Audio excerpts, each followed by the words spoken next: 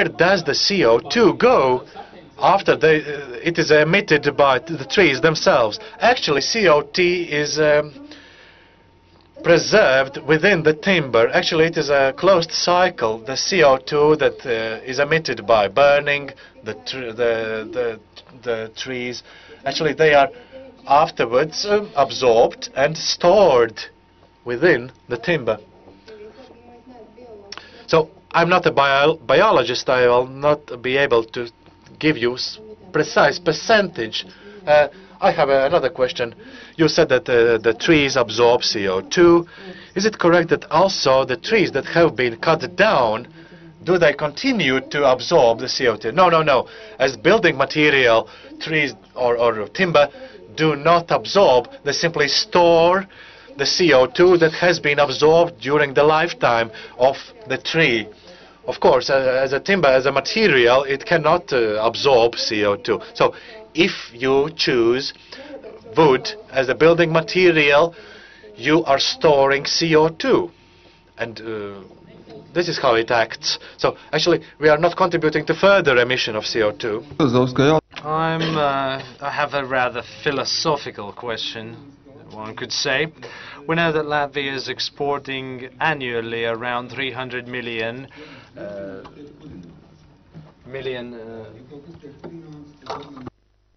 wood chips. Wood chip that is being then used by Sweden to provide the heating. So if somebody is being burned, you know, it turns into ash or a mineral particles, and we are involved in ferment synthesis and other kinds of synthesis.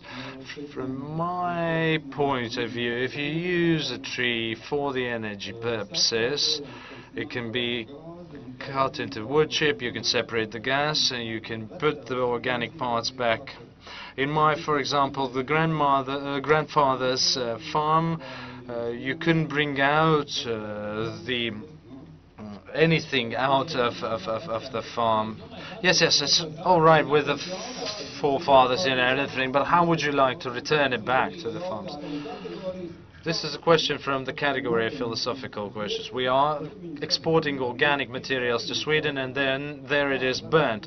The question number one, so what would be a long-term attitude towards burning of timber, and what could be the possibility, or what would be your attitude towards exporting the organic substances, where we could, you know, where we have a lot of, you know, organic substances in Sweden. They don't have so much organic substances. They just import it and burn it. So the question is what to do about the organic substances. But this is rather a philosophical question. You will not be able to answer to all of that. But, you know, but let's give it an opportunity to, you know, without accusing her of not being able to respond. Well, the question is very complicated, I would say. I can't really give you a clear answer to that one. Yes, but you know, thank you for the philosophical, you know, sort of thinking that you have introduced. You asked, you know, if I bring a wood chip by ship to Sweden, which is not bad because the export will save the economy of our country, and we are the ones to be blamed for not being capable of burning the wood chip, and there are Swedes who are capable of doing that. You know, it's our own, you know, business thinking. But maybe we could here, you know, get the gas out of the timber and just transport it this energy resource to Sweden, and that's it, and that's okay. Oh, that was the idea. Okay, that's clear. So we need the energy pipe. We have the energy pipe from Sweden. We could have the pipe in reverse, bringing the heat to the Sweden, and we could have the fertilizers that we could put down the field and make our grandfather happy. Yes, thank you, but the young lady unfortunately is not the specialist of the energy, and we have Latvenergo, the energy company, energy efficiency center representative. Well, I have a question. Are we not being self-complacent to a certain extent? You mentioned how many trees we are planting on an annual basis, but I don't really see how we are taking care about these young trees and shrubs are having adverse effect on young trees, and animals are destroying these young trees, and there are not that many trees that reach sort of their adulthood, if we might say. So we might find ourselves in 20 years in a desert to a certain extent. You mean from the point of view of valuable timber? Well, I would like to disagree with that point of view.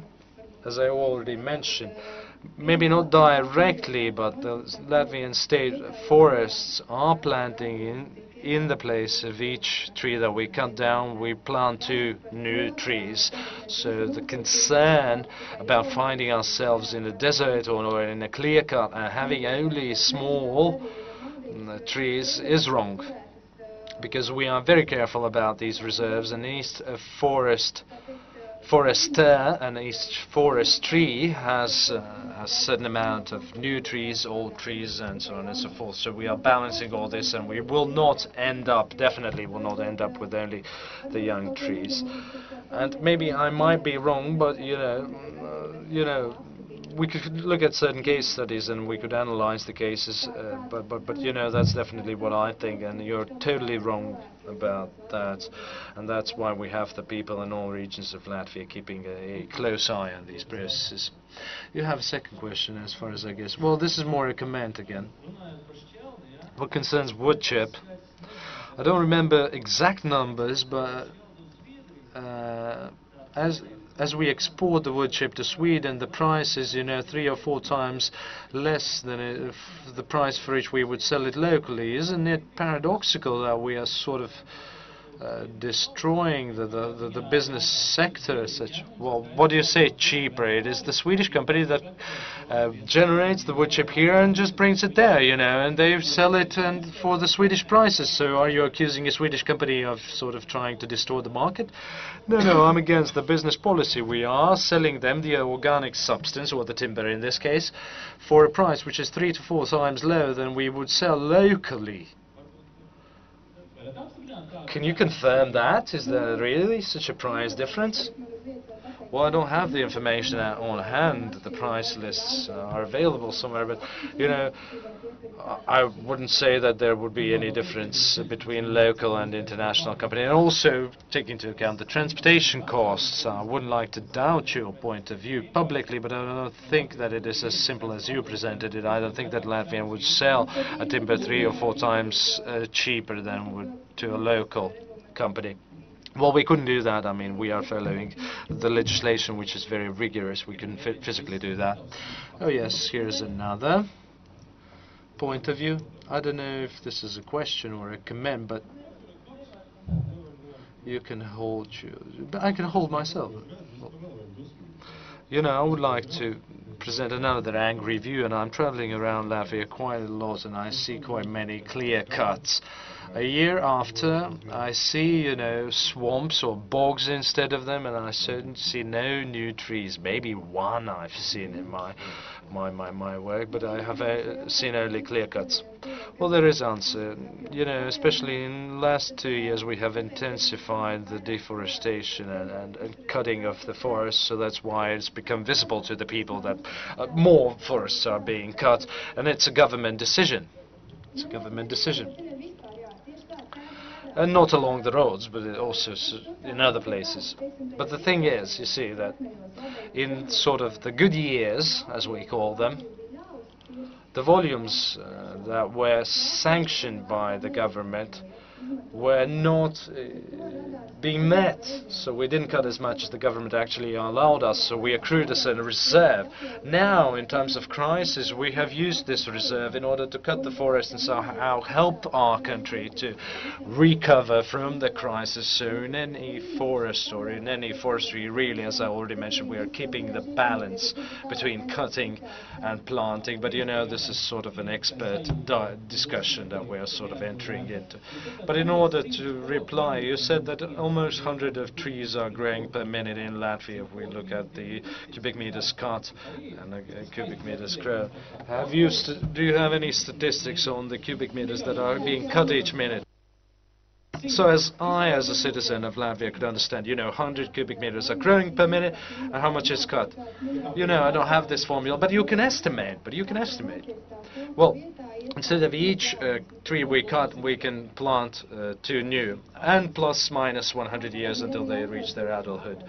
Well, it depends, there is aspen as well, which grows, in 60 years, not 80 or 100 years. I would like to just add on